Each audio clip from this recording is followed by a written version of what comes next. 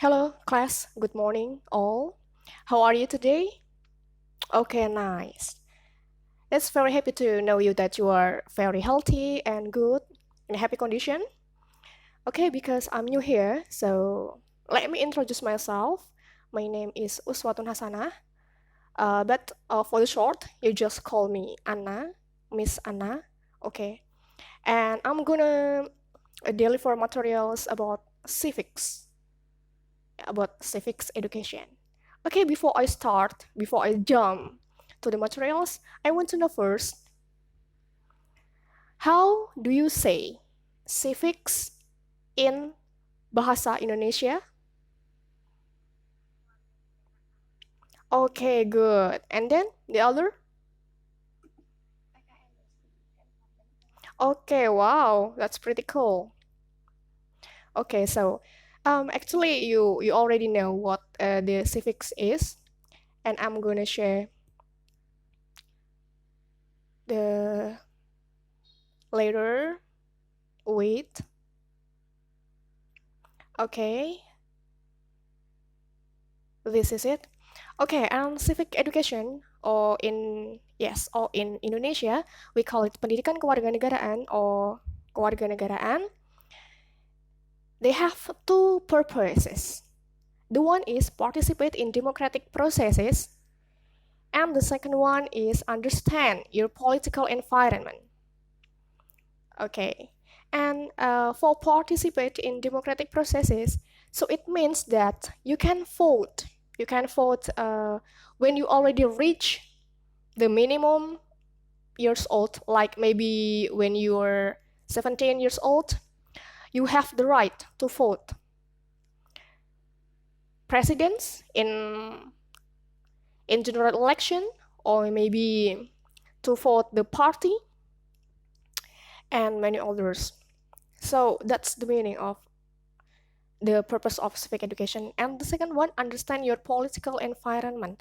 So it means you need to know more about the political environment around you, and also the strategic environment around you, and also you need to know more about what happened in your country related to the social, economics, cultures, and many more. Okay, and the next slide, we will learn about threats. Yeah, threats. Or in bahasa Indonesia, we call it ancaman. Okay, so what's the meaning of threats? Okay, actually, threats means all efforts, all behavior, all events, all events, and all actions, either in national or international, and also it proves that it danger for the safety of the nations and for the sovereignty, and it will ruin your country and also ruin your national interest. So that's what we called ancaman or threats. And what's the form of threats in Indonesia? Okay, actually, these slides you can see four kinds of threats to Indonesia, and the first one, threats according to Act number 34, year 2004. Okay, and also the disintegration threats. Disintegration threats means that many others, many people or few people that want to ruin the harmony, the peace of Indonesia. And the three, globalization threats. We know that globalization is make our world be be more shorter, be more closely. So there is almost no borders between one country and another country. And actually, because the globalization, there are so many threats that will come to us, like the hacker, the cyber security, include um, your values, your country values, your proud of your country will be decreased. So that's the meaning of the threats. But basically according to buku putih Pertahanan Indonesia 2015. Okay, so this buku putih Pertahanan Indonesia 2015, or we can call it White Book of Indonesia Defense 2015, they state that threats threats consist of three threats. The one is military threats, the second one non-military threats, and the last one is hybrid threats. Okay, the military threats. This is very simple to know because military, so it relates to the military events, the military forces. Okay, the military forces like TNI, Tentara Nasional Indonesia, or you can call it Army, Air Forces, or Navy. Yeah, so TNI Angkatan Laut, yeah, you can call it Navy, like the blue color, and then TNI Angkatan Darat, you can call it Army, and TNI Angkatan Udara, you can call it Air Force. Yeah. Okay, so the thing that's related to military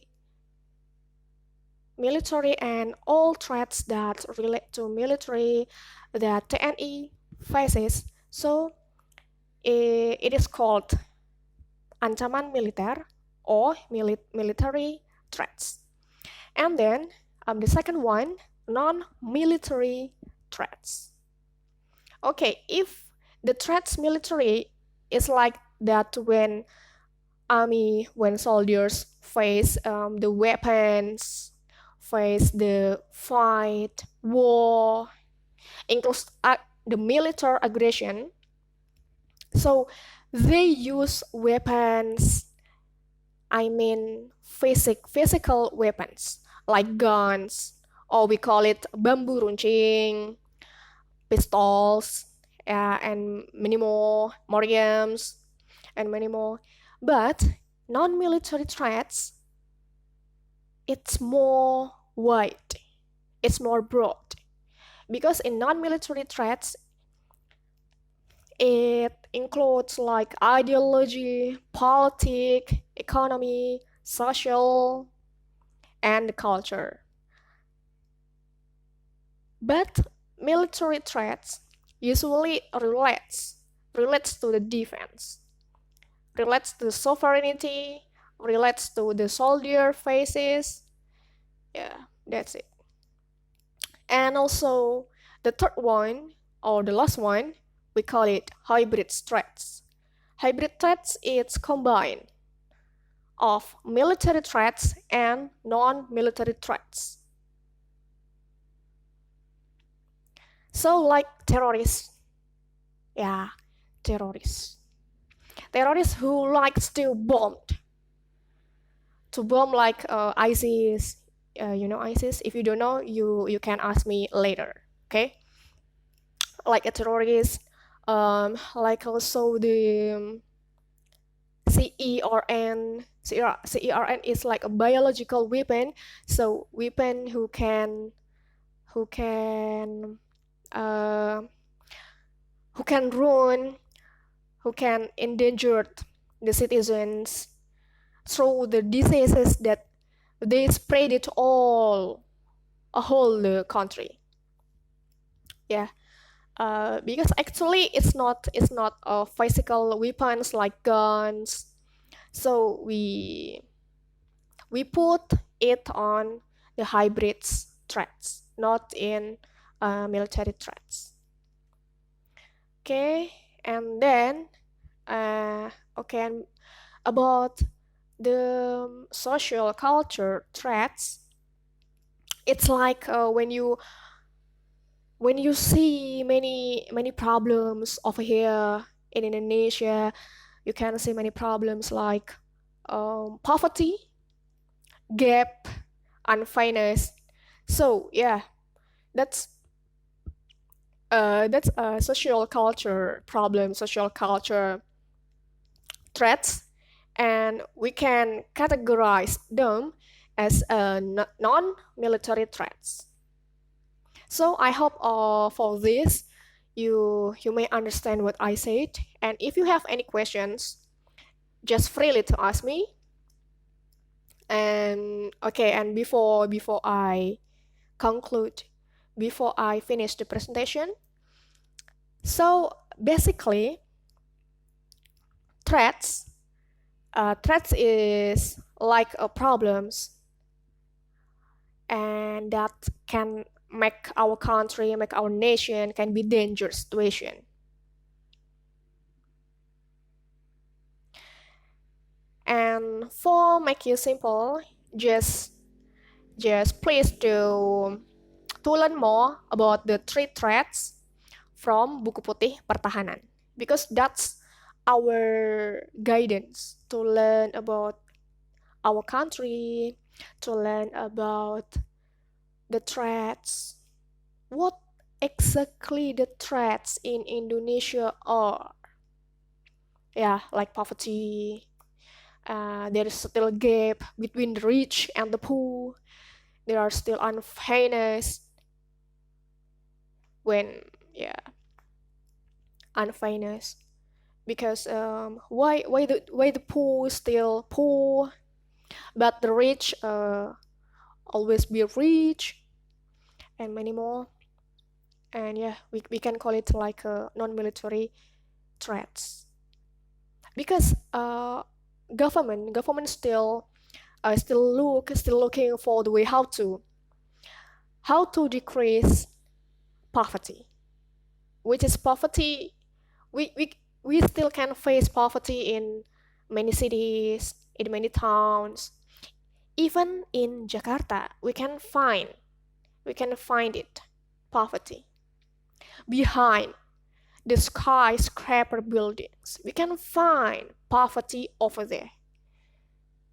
Okay, and yeah, actually there are so many threats. Moreover, if you live in this era, in this technology era, many more threats, not only physical threats but also ideology. So that's why people can be terrorists. Okay, okay, and thank you very much for your attention.